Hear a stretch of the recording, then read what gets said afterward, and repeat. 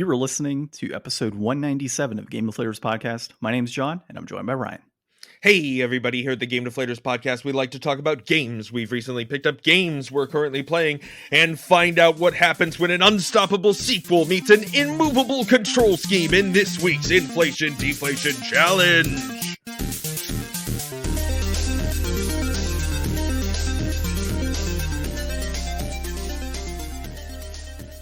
All right, that was much better than mine that I came up with for you. So we played Jet Moto 2 in the next game. Is for that sequel. what we did? I think we experienced Jet Moto 2. I think we did experience it. I played it. I played a little bit of it. But that is our next game on sequel month. That's what we played. So I thought it was pretty cool overall. You know, I guess I'm going to have a lot of negative things to say about it, but I think I have a positive takeaway. That you had to stop playing it? Well, no, just like, I mean, as bad as the game was, like once we get into it, I think it's worth it.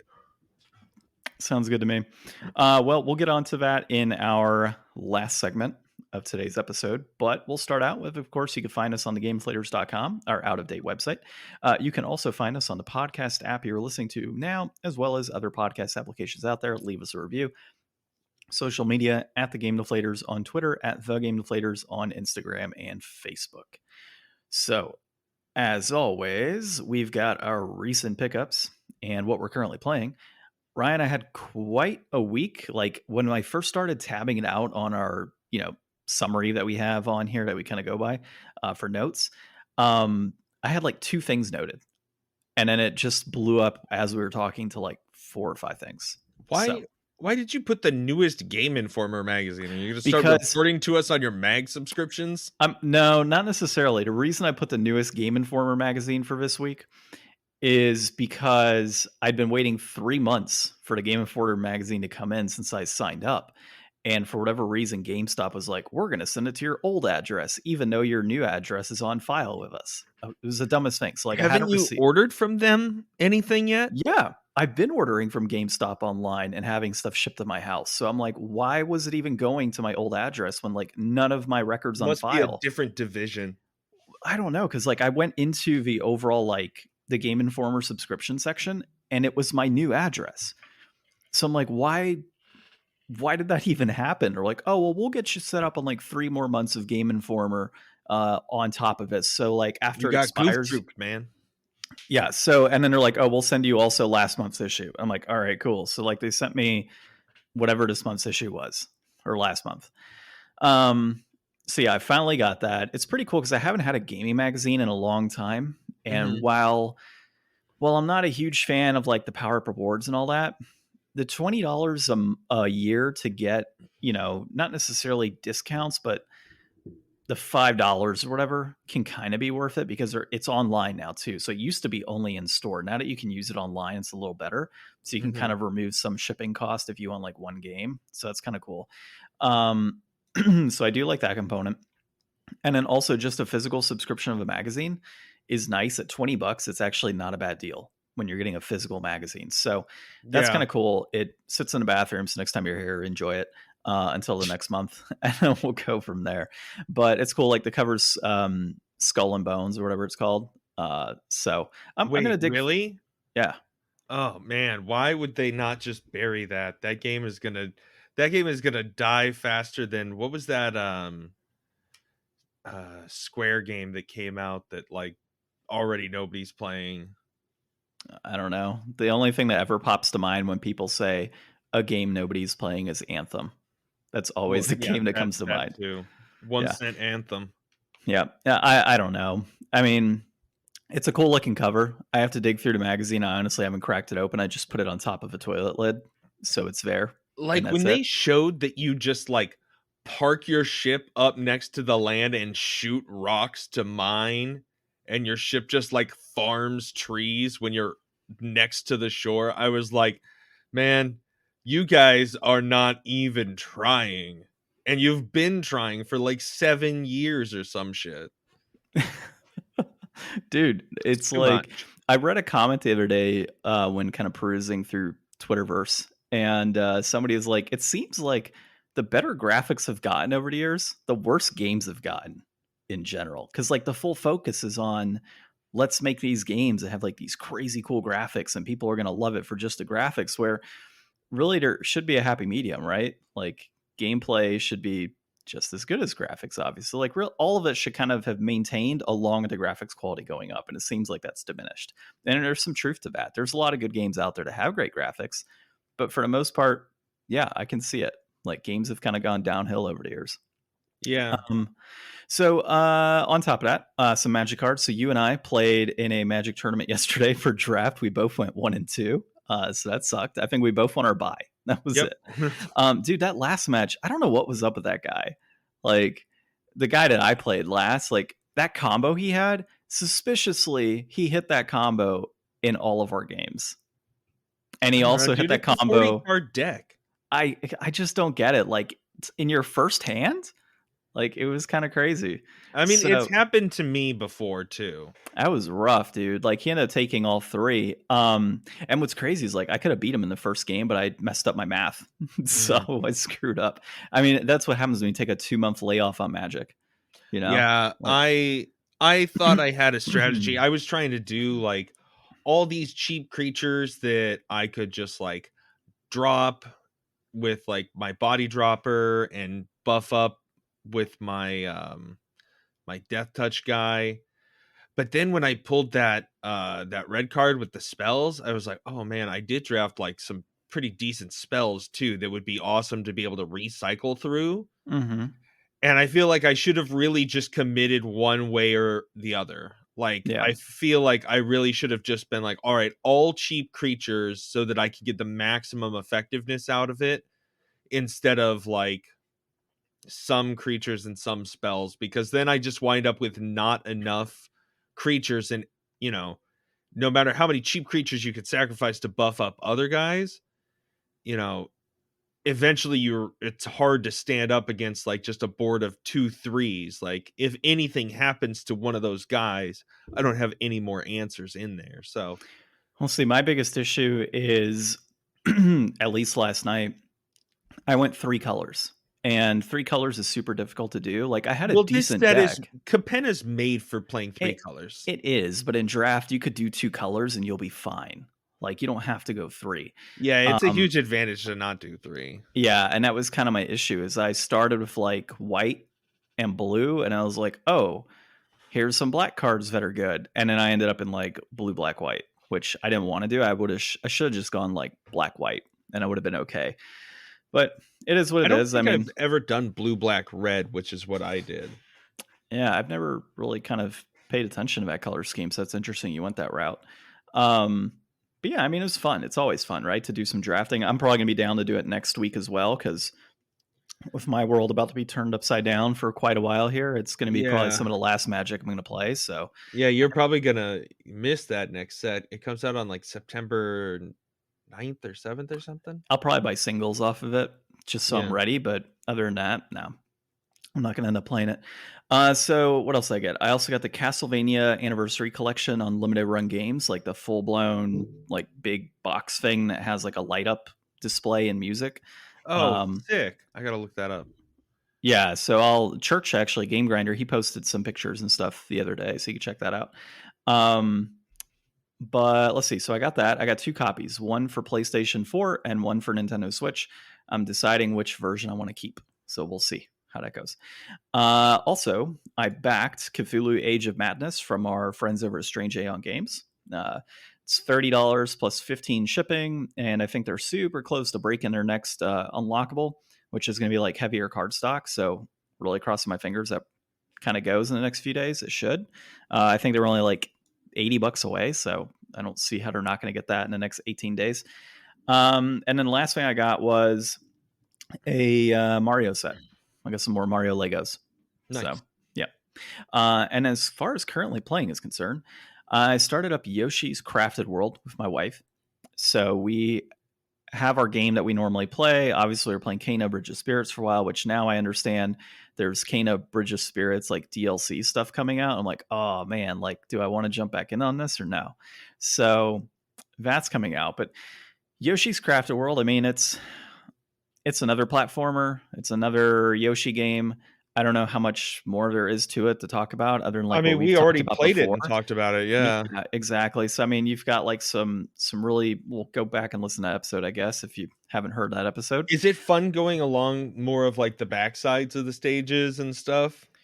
Yeah, it's pretty cool. So like we kind of have been going through the back ends of stuff and trying to uncover all of the red coins. And there's also like characters that you can walk up to. They're like, "Hey, I want you to go and find me like 5 cows," and you have to shoot all 5 cows. And then there's another level of Poochie that we just finished the other day.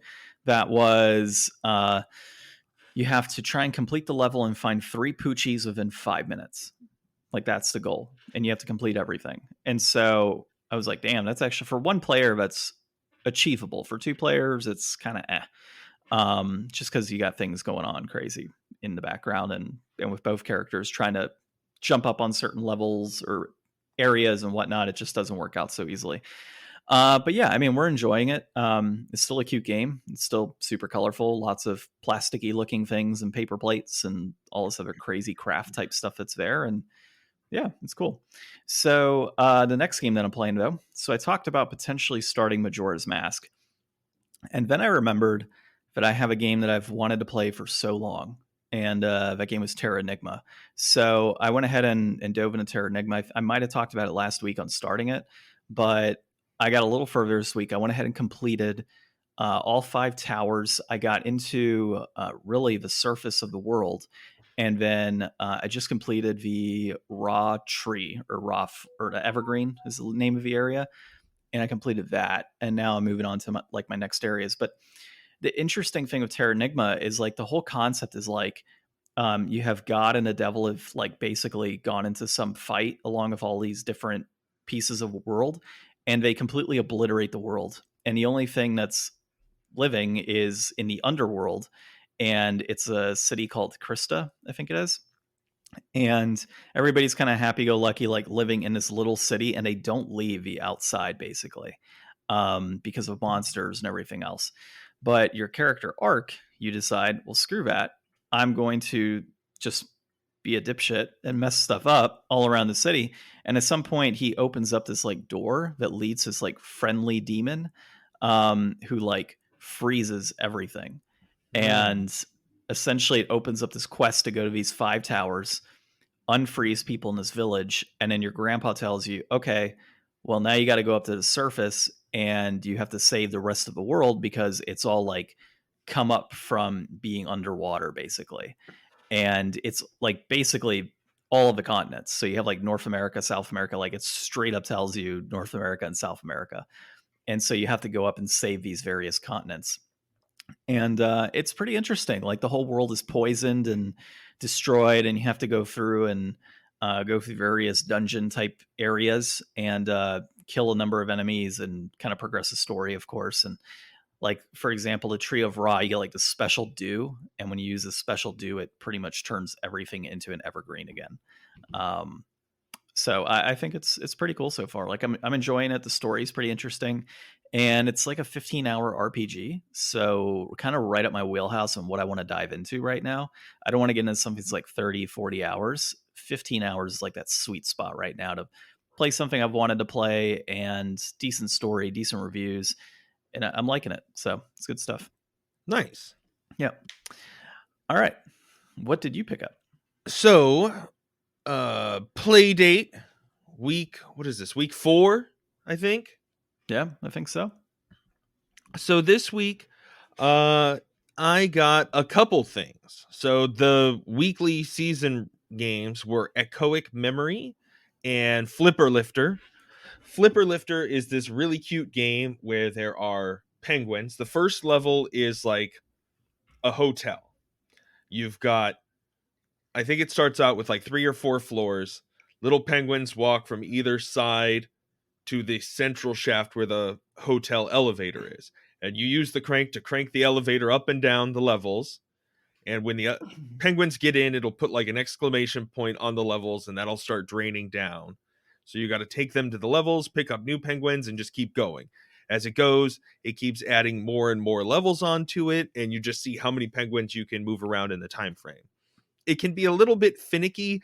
It has some help where it's like, once you get it generally into the level, if you just stop cranking, it'll auto just drop it into place so that the doors will open, so that you don't have to crank to exactly just the right spot. So that's okay. And then the second level was very interesting. So it's got two sides, and it's like a mine shaft is the idea. So you've got like a top that's above ground on each side, and then below ground where like the different levels of the mine shaft will be. And then there's like a side to side where if you stop the elevator in that side to side, it'll shoot over to the other side. So you've kind of got two towers with a bridge that you've got to navigate with an elevator. So it keeps adding more stuff like that. I haven't even gotten enough points to unlock the third level yet. So that one's pretty enjoyable little time killer one.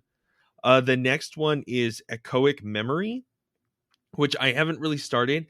Unfortunately, most of the time that I'm wanting to mess around with this, I've been at the office this week. So maybe next week I'll have more time to mess around.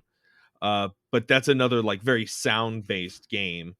From what I can gather from the very beginning of the tutorial, you're like in a factory building radios, and you have to like tune the radios to test them to make sure that they are suitable, like your quality assurance or something. Mm-hmm. So if it's Echoic Memory, it sounds to me like it's going to be like an audio Simon Says kind of puzzle game. Sounds about right. That's kind of what my mind went to right off the bat. Yeah. And then I got a little crazy. I looked it up, and there are indeed Game Boy emulators for the little play date here. They don't run full speed. One of them is better than the other. In my opinion, I got the Playboy and the Peanut GB. And the Peanut GB seems to be the superior one. It runs Pokemon Red at about like 60% speed or so, is what somebody said online. And I mean, it's totally playable. It's just slow. But does it Uh play Doom? I got Poom. Poom is Doom for the Playdate. Nice. And I don't believe it's all Doom. I think it's just kind of like shows you that Doom works. Like, and if you pull the crank out, you get the chain gun, and you can just crank it, and it's got like unlimited ammo. But That's the cool. thing is, the Playdate only has black and white. The Game Boy had 4 different shades of gray. So they can emulate the shades of gray with just doing like different like pixelation, because it's way denser of a pixel grid. So Mm-hmm. you get like almost like a 4-to-1.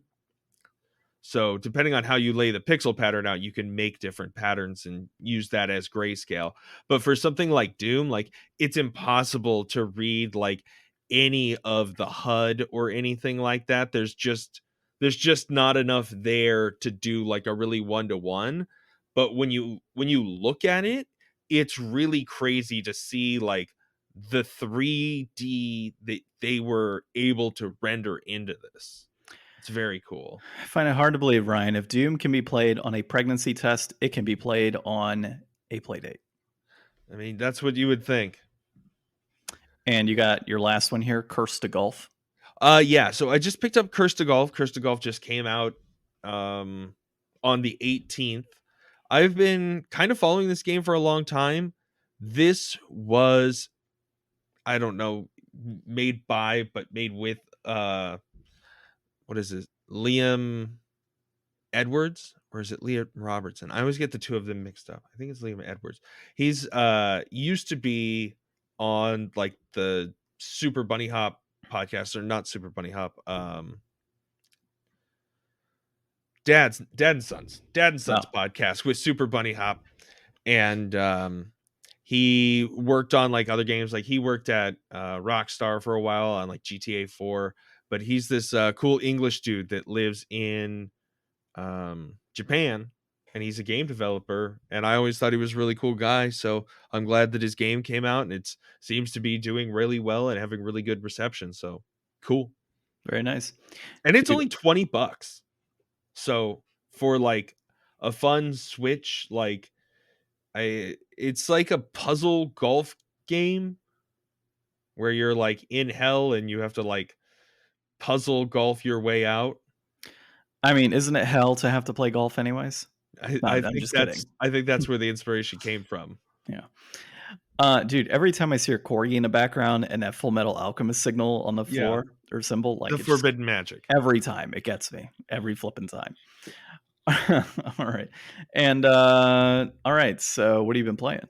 I've been playing the little bit of the Playdate stuff and the secret game. And John, this is for sure your last time because I'm going to be done like any day now. Okay. There's mere hours standing between me and the finish of this game. Is the game part of the Mario franchises? Like, is it a Mario based game, like a Bowser or a Yoshi or anything like that? That's your question? Yeah. Mario based game. No. Is your game? I should have asked if it's one you haven't beat yet. Well, I haven't beat it yet, obviously. No, I mean beat before. Like it's one that you've repicked up, is what I'm saying. Oh, gotcha. I should get 2 guesses because I'm gonna get screwed next week if you beat it. And that'll Well, only no, be you 5. get it. You get it. I'm going to give you one more after. What I is beat that? it. What's that dungeon-based game that Dungeon Crawler used to play? And you hadn't beat it yet for a long time, like you used to play it every single week. Cave Blazers? Yeah. I'm not saying it's Cave Blazers, but I was just curious. Let's go with, for some strange reason, you decided to re-pick up The Messenger. Ooh, no. Damn. I know. I really should pick up The Messenger again because I got the DLC, but it was going to make me fight the final boss, and I had a super hard time beating the final boss the first time. That was a good guess, I think. It was a fair guess. It was decent. Okay, this week we're going to be talking about several things. The big thing is Embracer Group, so we're going to talk about that and a little bit of their history. So I don't know if you want to go in deep into detail, but we've put in an article that people can read on our website, or we can post on our social media as well. We'll talk a little bit more about Embracer Group after that with Limited Run Games, Tuxedo Labs, and Tripwire. So their most recent acquisitions. And then also the full list of the Mega Drive Mini 2 games are out now, or available to see. And so we'll talk a little bit about that. Follow it up with Jet Moto 2. Funny that we have a sequel article that we're talking about this week. Embracer Group, and then another article that came out shortly after. Yeah. It's all 2s. So this first one, this is great. We were originally going to talk 2 different Embracer Group things. One that's a little more about Lord of the Rings, one's that's a little bit more about the games. But then I found this really, really great article. Embracer Group. What is the company that now owns Tomb Raider? I mean, that's not the property I would have gone with on the headline. But this is by Jordan Serrani at IGN. And they break it down and give a whole history of the entire acquisition history for Embracer Group, who their founder is, like how he even got in. He was like just some guy. He's from like Sweden. He's from Sweden. He was a 13-year-old when he started like his whole company. Yeah, he started selling comics and then he got into video games and he's just moved up. So it's like, this is somebody that, like, while being a very savvy businessman, like I do love it when like a big thing like this is at least helmed by somebody who has some kind of appreciation, for it, who's like been involved with it for a long time.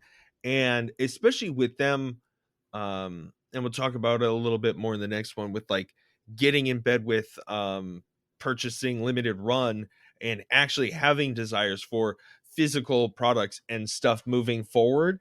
For somebody that's going to be as big of a role in the gaming future as they will be, that's huge. And like the opening to this article is what brought me to it. With over 120 internal studios, 230 games in develop, and a massive stable of 850 IPs, Embracer Group has quietly become one of the biggest names in video games. Like, that right there says it all. Like 230 games, 850 IPs, 120 studios. Like, Embracer Group is going to be the name, like, in the future. It's gonna be everywhere. Like, so many of these other studios that have been acquired, and like, you know, it's still Activision Blizzard. You know, it's still Bethesda, it's still id Software, but ultimately, at the end of the day, all of that is Microsoft. Yeah, whereas with this, This they've is like 120 studios. yeah, like under Veil of Night, they've just become this huge juggernaut almost, and not even almost like they are now. And but at the end, they're still a holding company, right? So that's kind of the Yeah. nice thing about this is that they have overall influence in decision making with these different studios, with the comic companies that they've kind of purchased, the board games, all this other stuff that they've done. But these organizations are still allowed to operate as is, which is really the cool thing about it. And then what they're basically doing is saying we're going to have our influence and kind of, judging the types of changes we want to see within your organization, but you're still allowed to do what you're doing. So, like, in terms of limited run games and how they manage things, it shouldn't really change. It should be for the better. Like, we should see, we'll talk about that in a bit, but we should see some other things coming from that. These studios that are out there, like, it's cool to know that this guy that owns Embracer Group or is the CEO has that background because for things like Destroy All Humans, for example, that they had re-released and now they're working on Destroy All Humans 2, like what type of influence does the higher ups have in saying, hey, we want you to make that game? So like, is there any nostalgia that this guy might have over the years that can influence like new games coming out, or IPs that we thought were dead and we're never going to see again are now potentially going to be resurfacing down the road? Like, it's kind of cool to see that stuff. Like, I didn't like Destroy All Humans, for example, was not one that I ever expected to see again. Yeah. Like after the Wii version was released, it was like I don't see this ever coming up again. And apparently, yeah, like we're getting a number 2 remaster or remake. So yeah, I think it's pretty cool. I like the history behind them. I'm not a big fan, obviously, of conglomerates like holding all of these different studios, but it's also nice to know that these are not going to be exclusives to any one console either, because Embracer Group's not going to be going out and making a console. They're just going to be releasing new IPs and old IPs and just kind of moving forward with that. And we're going to get them on all these great consoles down the road and PC, Yeah. I would imagine. So yeah, I really like this. It's actually pretty cool. One cool thing, if you look at this article, where it goes through the timeline and lists all their different like purchases and stuff, they've picked up so much stuff for so much less money Yep. than everybody else. So the Activision Blizzard thing was like, how much was the sale price? Like $67 billion or something Something stupid. like that. Yeah. Yeah. So like, they picked up some great things. Like, obviously Activision Blizzard is much bigger than any of these things, but like, we can all agree Biomutant wasn't great, but there was a lot of heart from that studio in there. To pick that studio $9 million, like, that's a drop in the bucket. That's almost nothing, Yeah. compared to most of these other purchases. Well, and They've their recent got purchase of limited run games and the Tolkien franchises and all that was that. $790 for Yeah. the lot of it. To say that you just picked up the rights for movies for less than $1 billion, and those movies, dude, if you have like a Gandalf movie, that movie's going to generate easily, over $500 million, Mm-hmm. like, globally. And all of the things that go with that, such as toys and, every other component, plus the Gollum video game, I think, don't they still have the rights to that type of stuff too? Like, they have their hands in like all of Lord of the Rings. And if they make this out to be like the Disney Star Wars kind of verse, like what Disney's got going on, they do this with just like Tolkien properties, Mm-hmm. dude, like that's going to be the biggest like steal of the century in what they're Yeah. doing. They picked up Coffee Stain, the people that did Goat Simulator. We could see Goat Simulator 3 is coming out soon. Mm-hmm. Valheim, which was huge when that came out, that like really hit. They got that Hot Wheels Unleashed game that came out, that was supposed to be really fun. Let's see here. I mean, Saber Interactive is like a terrific studio, and they're the ones that are going to be heading up KOTOR now, I'm pretty sure, since that Well, other that studio got nixed off of it. yeah, but it says that one's been indefinitely like like they're not moving forward with the KOTOR remake. Is what I read. They just released some kind of spin the other day saying that it might not impact the release or something. Well, I guess we'll find out. Yeah, I don't know. There's been a lot of news this week. Like, we were also going to talk this week. There was a rumor Cult of the Lamb was one of those games that we talked about Sony paying to be blocked on Xbox. But it turns out that was all BS. Well, So there's the developers came out and are like, that's a complete lie. yeah. So there's like, sometimes rumors and stuff happen and sometimes they're not true. So Well, then again, like, developer coming out and saying, no, that's absolutely a lie. It's not like they're a public company and we can see their records, right? So, did Sony pay them money to be like, hey, we paid you money, and then, oh, this came out, here's more money to say it was a lie. like, we obviously don't have sources or anything like that. Like, we're not doing our own research. Like, I got that from Jesse Cox. He's like really well plugged in. He says that he knows people at Devolver that he trusts that told him that, and that supersedes where he had seen that original article come from and his trust in that person. So it's like, I put my trust in him, he puts his trust in them. We tell you. I don't know if you guys trust us. Tell us if you trust us in the comments. All right, our next piece here is Embracer Group makes new gaming acquisitions, including Limited Run Games, Tuxedo Labs, and Tripwire.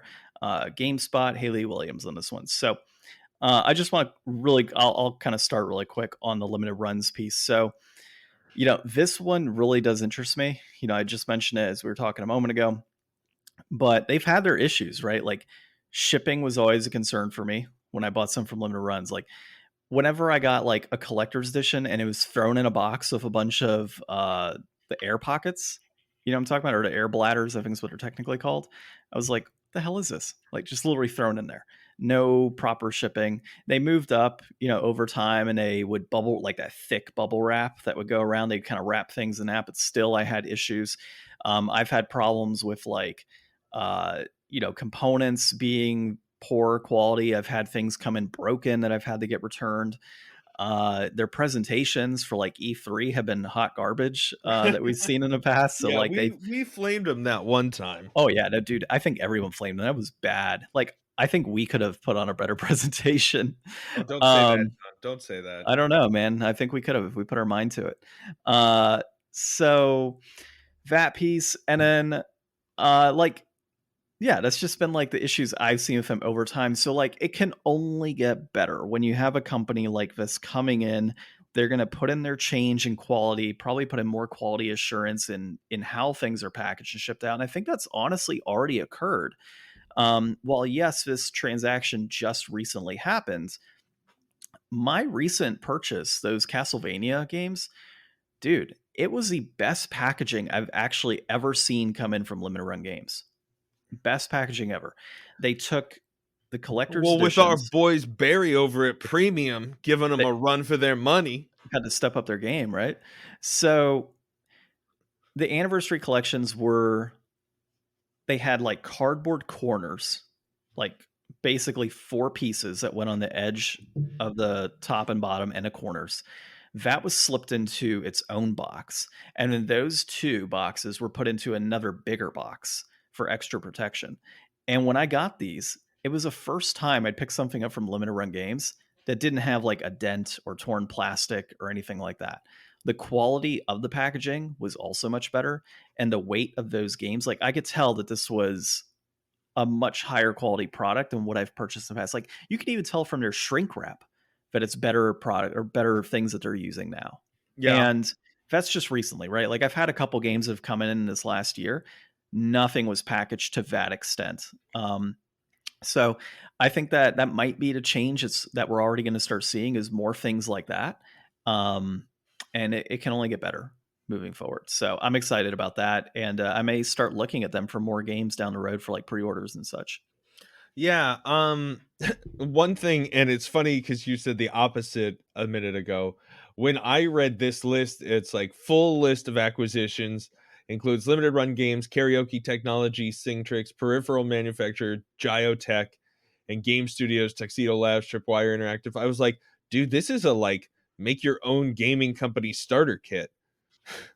Like they've got peripherals, they've got like their own branded music game, they've got physical release company that can manufacture and produce everything. Like all you need is a box to run it all through.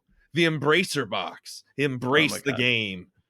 Just wait. Embracer Group acquires Nintendo. No, I'm just kidding. Dude, that would be so messed up. That'd be impossible. Nobody's got It that would be much money. impossible. But dude, Except for like if they Disney. did, and I could play Mario on my PlayStation, I'd be a happy person. Yeah, I mean, I technically could if I really wanted to. yeah, you can look through all this stuff. It's a great read. It's good to know what our future overlords are going to be like. But I really think that the best thing to come out of all of this is that Disney can't own Lord of the Rings now too. Like that's the most important thing about all of this. That is actually a very solid thing right there. The fact that they cannot own Lord of the Rings. And Bezos. I don't want Bezos to have like Middle Earth either. Like he'd be sending rockets to Mars and building Hobbitons there. I mean, they're putting about 200. I just got that. They're putting in like $250 million into production for that Lord of the Rings TV show.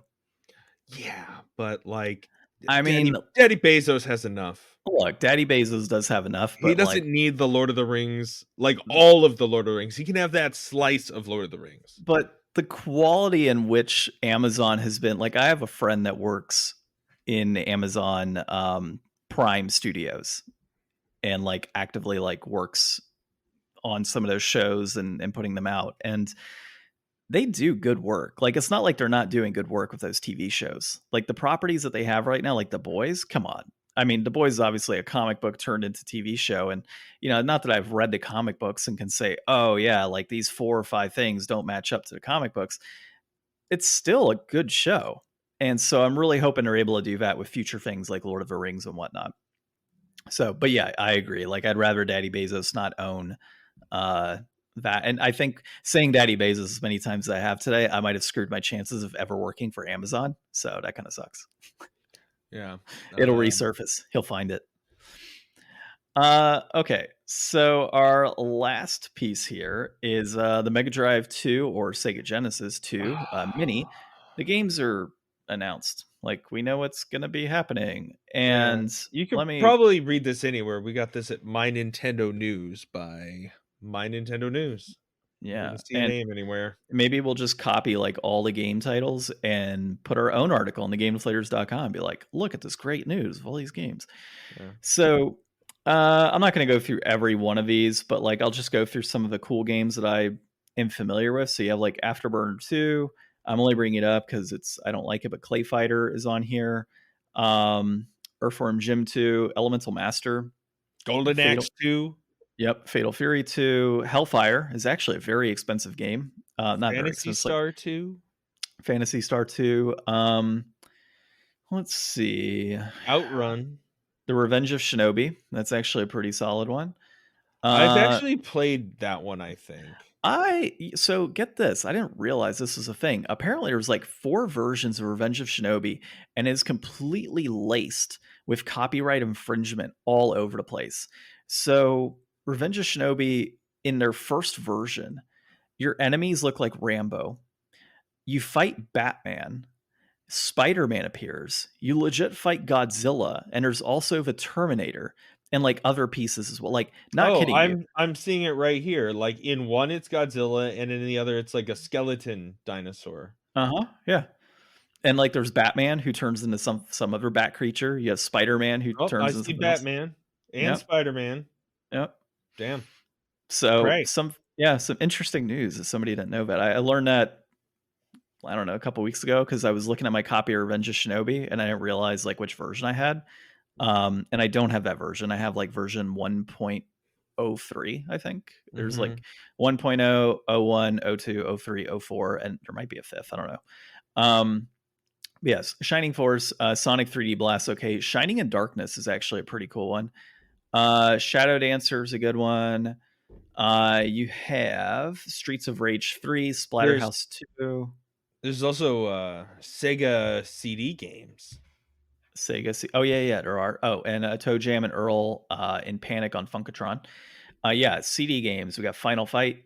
We've got the Ninja Warriors, Echo. which is pretty good. Yep, Echo the Dolphin. Night Trap is on here. Shining Force CD, Sylphied, and then Sonic the Hedgehog CD. And there's some bonus games. You got Devil and Pie, Starmobile, and then Newport's of Fantasy Zone, Space Harrier 2 plus Space Harrier. I don't know why they didn't just say Space Harrier 1 and 2. And then versus Puyo Puyo Soon. So we didn't go through the full list. There's a lot more than that. But overall, like, here's the thing. I have one of the older models of this. Like, I have like the first version that came out, or not first version. They're saying this is like from an official standpoint, which the other ones are branded Sega as well. Like when people think the Mini 2, there's this assumption that like there's only been 2 of these. There's legit been like No, they have these 5 of these. staples forever. Yeah. And they're Before all like they branded even came Sega. out with the SNES Mini or the NES Mini. And they're all branded Sega. Yeah. So it's not like it's this third party that's gone out. Like it's just, I think it was AT Games is who made these a long time ago. And then they changed to somebody else and somebody else. So like there's been multiple revisions of these mini consoles for Sega. And the games like Golden Axe, I know is on one of the other consoles out there because I've played it on there. The Sonic games are on those as well. So like, am I excited about this? Not really, because it's another cash grab. And those emulator devices are still out there with some of them are 80 plus games and they're all Sega and they're not garbage Sega games. Like they're good Sega games. Yeah. So I in no way, shape or form intend on buying this unless I somehow come across one and it's a super short print run and I can flip it for some money. I have zero intention of actually actively looking to buy one of these unless it's like handed to me on a silver platter. I have the opposite reaction to this. Okay. So I'm not a Sega person, have never been a Sega person. And honestly, if I had access to a Sega, it would probably make things way easier for us to have more options for recording. So, I don't know if this is the one that I should buy or if I should buy one that's already out that's maybe, gone down in price or something. I'll have to do like some research once this one comes out to see like if there's any quality difference or anything like that. Like, does it run USB-C instead of mini USB or, stuff like that. So I'll take a look at them. I'm sure all of them are the exact same way to be hacked open and run the same stuff. So, ultimately it doesn't really matter what the contents are on any of them individually. Yeah, pretty much. I mean, because you can, but maybe this one having on there. The CD titles makes it like newer or better. Maybe it might have more. The accessory that they have for that. No, I didn't talk about that before. They made like a fake, just like tray with a fake Sega CD that could sit next to it or something. Oh, that's pretty cool. Like, but it doesn't do anything. Well, yeah, I mean, you'd have to pop in a CD for it to do anything. Well, I mean, like nothing. Like it's not even interactive. It's just all decoration. They missed a critical point. They could have just had it to where when you press the CD button and it opens, it goes Sega, and then you close it. Nice. That would have been pretty cool. But no, they messed up. They just want to do a cash grab here, Ryan. Dedicated Sega button. Yeah, if you pick one up, great. I mean, if you end up hacking it, then yeah, we have a lot more availability on what we can play. As we all know, have picked up a crap ton of Sega games in the recent weeks for some strange reason. That's all I was picking up.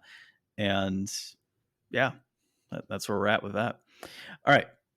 Inflation, deflation for the week. Played Jet Moto 2, developed by Sony Interactive Studios of America and Single Track. It was published by Sony Computer Entertainment.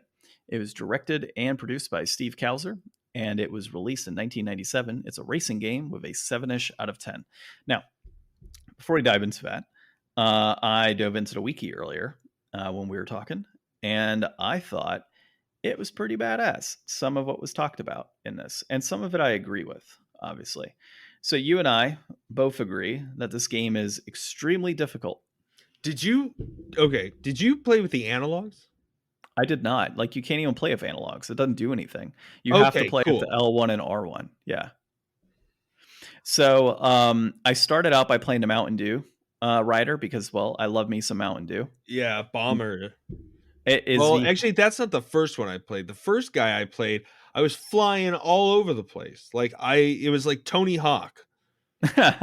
except you weren't doing any tricks. Except when the character goes, whoa, as you're in the air, and then they crash and burn. So yeah, I played with the Mountain Dew rider to start with. And I was like, what the hell is this? I couldn't hit any turns because the weight was like all the way up on that one character, or the speed, I think, was the thing that was an issue. It was And both. The it was both, speed yeah. and weight were max, and the And acceleration was low. That's And it right. was That's right. so hard to drive that character. Yeah. And then I moved over to, I think it was Jet Ski, if I'm correct. And Jet Ski had the lowest weight and the higher. That's Lil Dave. Oh, then it was that one. So whoever had the lowest weight, I played that one and I just kept launching everywhere and I couldn't control it. So I was like, let me go with the medium character, which was it wasn't a technician, I don't think. I don't remember which one it was. But I went with the low, like the medium weight and acceleration character. I forget which one. And that one was pretty easy to handle. Like I got third place several times, first place towards the end of my runs that I was doing. And I felt happy with that. I was like, I could race with this. The other ones are just no way, dude. Like there's so much practice that would have to be involved. But the overall criticisms that people have had over the years for this game are predominantly over the physics. Like the game is just difficult. Like you have 3 buttons that you're basically using: X, L1, and R1. I don't even know if you can reverse. I didn't even try. You know you can use the D-pad too. Yeah, but why use the D-pad? Well, I was using it in conjunction with L1 and R1. I didn't see any difference when I was using the D-pad, so Okay. I just didn't go with it. I assumed I needed to use both the whole time. Maybe that's why I was having such a hard time. Maybe I should have just been using those. Maybe you needed to. I don't know, but I got comfortable. Like I noticed that as you would launch in the air, you could tilt your hoverbike in the right direction. So that as soon as you land, you could just floor it and launch that direction. Yeah, it became more of like a positioning and then going, and then you just kind of tap the X button, because it's like you're almost always at max speed no matter how little you're pushing the button. Like it doesn't matter what it says your acceleration time is, you're almost always red bar. Yeah, exactly. And I just found that when positioning it better, like it became more of a track memorization aspect of it. Yeah. Like once I kind of figured, okay, I have a turn coming up here, I've got a turn coming up there, like great. I don't know if you played the circuits. I played all like the circuits, the first 4 or 5 races, or whatever. And I just kept picking random courses. There was one that was just a straight line and it like looped around, and then you'd go back and it would loop around and then go back. It's just back and forth. It's a different style of race. I like that. That was so difficult for me. Like the other races were That's the one I won. That's the one I got like dead last. It didn't help that my X button was sticking, so I had to go get some Windex and clean that out mid race. So that kind of sucked.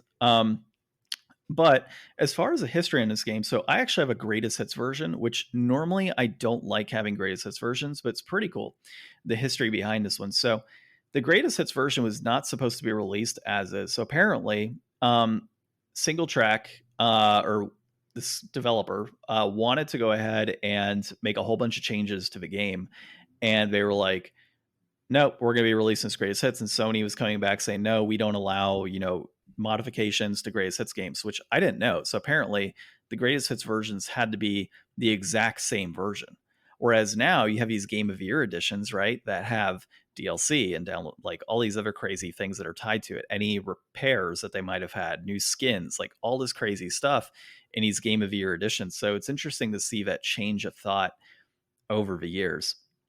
So there was that piece, but like this new version would have like increased the frame rate. It would have removed several competitors, which would have allowed for less strain on the hardware and a whole bunch of other crazy stuff. And then apparently Sony had contacted them for like a master disc for burning purposes, and apparently it was destroyed. Like there's some crazy like history behind this whole thing. So definitely like read into that if you're interested. There's a whole long thing here on it, but it's like laced with like property rights and just a lot of controversy tied into Jet Moto too. beyond the original release. And, ultimately down the road, they ended up releasing a Jet Moto 3. So looking at this game in general, I actually did enjoy it. The music is pretty cool. Like there's something about that music that makes a racing game like this cool. Like just when you enter the screen, you're playing Jet Moto 2 when you enter that screen, the main title screen. There is head-to-head. There is single track like choices like Ryan did. There's practice mode, which I heavily recommend. And then there's a general circuit that you can do, which would unlock tracks and racers, I imagine. And so I did a little bit of the picking the tracks, and then I also did the circuit. I did some practice because I, for the life of me, couldn't figure out controls at first. And I enjoyed that component. As we said, the riders are going to obviously determine, like in any racing game, the experience you have. And it's obviously dependent on your experience as a racer in these types of games to determine the type of character is going to fit best for you. So ultimately for me, it was more of the medium all the way down. So I could have the right type of speed and acceleration, but also the right weight so I wasn't flying all over the place and not so much weight that I couldn't move and make my turns. So that piece was cool. I think this game did good with that. Like I tried out 4 different characters and they didn't feel too different, but they definitely responded different. Yeah. So it's not like I felt like I needed to control them any differently, but I could definitely tell like this guy was going to do like just go sailing and this guy was going to run into walls. Yeah, there's enough parity between the characters that you could tell, as you said. Some racers, it doesn't hardly make a difference. Like I could barely tell in some games sometimes. Yeah. So yeah, that piece was good. So the physics can be a bit of an issue. For a game that's this old, like I kind of wish I had a little bit more polish on it. The reason being is I'm playing on a bigger screen, obviously. Mm-hmm. If I had my old CRT or something I was playing on that, it'd be a lot better in terms of what I was looking at. But it kind of like nowadays it blends in a bit, which kind of sucks. There's some turns that when you're trying to hit them, you just can't really tell what you're trying to hit. You over time as you play, get used to, okay, this area there's gonna be a turn, and you learn as you go through. But I just wish it was a little cleaner. And that's just what comes with playing on bigger TVs, unfortunately. And older stuff. But, in spite of all of that, I just love the way PS1 racers look now. Like I was never a racing person. I had like GTA or no, not GTA, Gran Turismo 3 on PS1 when I was a kid. Or was that just Gran Turismo 1, I guess? Yeah. Gran Turismo 1 and 2 were on PS1. Yeah. And then Gran Turismo 3 was on PS2 and 4 and all that came out on PS3. So yeah, I had Gran Turismo 1 on PlayStation 1 and like I never played it because it was so freaking hard. I just had no idea how to do it or what to do or how to tune cars or any of that stuff. Like, oh dude, I learned so quickly on that when I was younger. I was a dumb kid. I didn't understand video games when I was a kid. I would play them and give up and then get a new game eventually. And it transitioned into adulthood. Yeah, exactly. Now you see where how everything came about. But I think that there's just something about them. Like ever since we played Ridge Racer a couple years ago, like I've been like, oh my God, I want to play more of these actually. Yeah, I felt that this was definitely a good one. It's one that I would like to see remastered or a remake of, actually. And maybe there is. I haven't really looked it up, but I would love to see a remake of this for sure. So yeah, it's a cool concept. It's kind of like how Wipeout like has its own thing, and then like Wave Race had its own thing. It feels like a marriage between the two. Yeah, and these were released over like a 3-year period, by the way. So between like October of 1996 and September of 1999. Oh wow, we were close to the anniversary here. Jet Moto 1, 2, and 3 came out. And by the way, Jet Moto 2 is supposed to be more difficult. Like they increase the difficulty compared to Jet Moto 1, which I mean, maybe Jet Moto 1 is the game to play then. Maybe. Or Jet Moto 3. One of the two. Maybe we got sandwiched in between like a poor sequel.